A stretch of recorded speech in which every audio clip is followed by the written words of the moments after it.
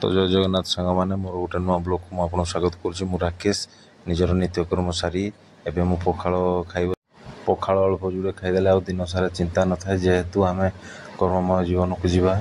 आम ओडिशार मुख्य खाद्य एवं प्रिय खाद्य पखाड़ पखाड़ खाई सारा मु मन मन भावुली मो पिला दीटा कुआड़े गले पिला दीटी मो भावना मन भर उंकी मारुता हेले देखिली बाहर को आसिक देखिली तो पिला दीटी बाहर हस खुशी खेलुंट हस खुशी देखी मत भी बहुत खुशी लगे सहित मु बाहरी पड़ली पुणी मो कर्ममय जीवन को मु दुकान जीवी ए दुकान रू फेरी सारा देखिली जे आलू भजा को रुटी घरे जोटा कि मोर अति प्रिय खाद्य आलू भजा और रुटी राति मत से बहुत भल लगे। एवं मो रुटी आलू भजा अंडा दीटा मिसा सीझी देते एवं मु खाइबी खाई सारा मु रेस्ट नेबी जेहेतु कर्ममय जीवन दिन सारा काम कर बहुत क्लांत अनुभव कर रेस्ट नहीं।